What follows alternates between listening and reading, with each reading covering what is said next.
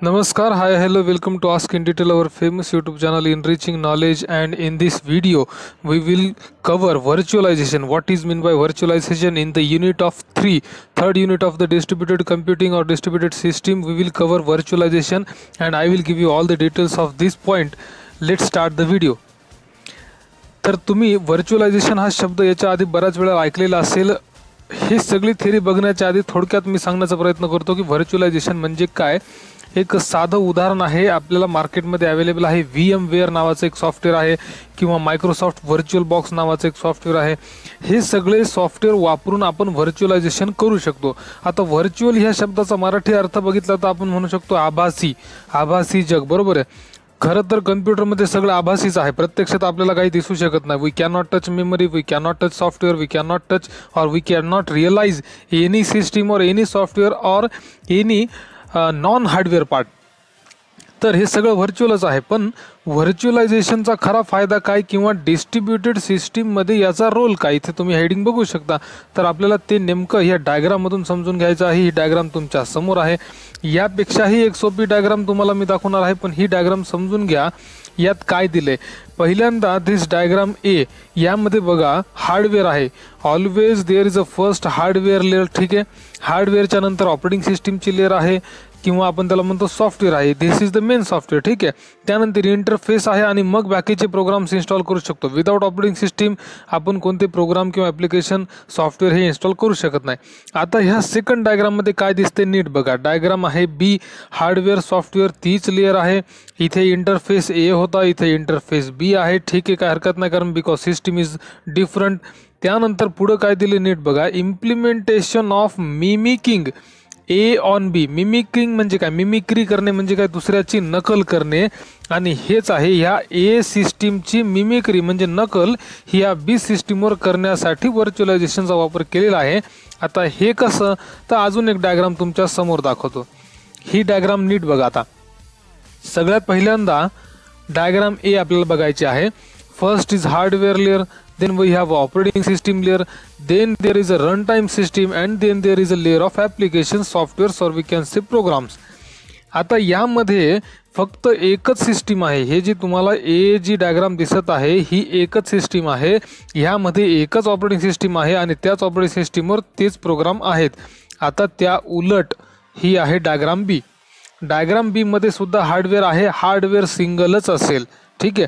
त्यानंतर काय आले नीट बघा. व्हर्च्युअल मशीन मॉनिटर म्हणजे काय, तुम्ही कम्प्युटरमध्ये म्हणजे हार्डवेअर आहे, हार्डवेअरमध्ये ऑपरेटिंग सिस्टीम आहे, ऑपरेटिंग सिस्टीमवर तुम्ही कुठलंही व्हर्च्युअल मशीनचं सॉफ्टवेअर इन्स्टॉल करू शकता. आणि एकदा का तुम्ही व्हर्च्युअल मशीनचं सॉफ्टवेअर इन्स्टॉल केलं त्यानंतर तुम्ही तुमच्याच कम्प्युटरमध्ये कितीही ऑपरेटिंग सिस्टीम्स इन्स्टॉल करू शकता. तुम्ही इथे बघू शकता स्क्रीनवर, हे बघा, हे ऑपरेटिंग सिस्टीमच्या 3 दिसत आहेत लेअर. तुम्हाला 3 किंवा कितीही तुम्ही इथे इन्स्टॉल करू शकता. जसं मी तुम्हाला थोड्याच वेळाखाली एक नाव सांगितलं, आपण म्हणतो त्याला VMware, ठीक आहे. हे एक सॉफ्टवेअर आहे, तुम्ही याबद्दल सुद्धा नेटवर जाऊन वाचू शकता. किंवा त्यानंतर दुसरं एक नाव आहे मायक्रोसॉफ्टचं, आपण म्हणू मायक्रोसॉफ्टचा व्हर्च्युअल बॉक्स, ठीक आहे. व्हर्च्युअल बॉक्स हा सुद्धा एक सॉफ्टवेअरचा प्रकार आहे. याचा वापर करून सुद्धा तुम्ही व्हर्च्युअलायझेशन करू शकता, ठीक आहे. आता ह्या सगळ्याचा मी का सांगितलं, हे व्हर्च्युअलायझेशन म्हणजे काय हे तुम्हाला थोडक्यात कळालं असेल की एका कम्प्युटरमध्ये एकच ऑपरेटिंग सिस्टीम असते, पण व्हर्च्युअलायझेशन किंवा व्हर्च्युअलायझेशनचे सॉफ्टवेअर वापरून आपण त्याच कम्प्युटरमध्ये एकापेक्षा जास्त ऑपरेटिंग सिस्टीम इन्स्टॉल करू शकतो. उदाहरणार्थ तुमच्या कम्प्युटरमध्ये विंडोज असेल तरीसुद्धा तुम्ही व्हर्च्युअलायझेशनचं सॉफ्टवेअर टाकून त्यामध्येच लिनक्ससुद्धा इन्स्टॉल करू शकता, मॅक ऑपरेटिंग सिस्टीमसुद्धा इन्स्टॉल करू शकता. आणि हाच फायदा आहे व्हर्च्युअलायझेशनचा, ठीक आहे. इथे थेरी सगळे अवेलेबल आहेत, तुम्ही सावकाश वाचू शकता. मी जे तुम्हाला मराठीत सांगितलंय तेच इथं सगळं इंग्लिशमध्ये दिलेलं आहे. आता इथे बघा ह्या पॅराग्राफमध्ये काय दिलं. One of the most important reason for introducing virtualization in 1970, कशासाठी तर was to allow legacy software to run on expensive mainframe hardware. नीट बघा.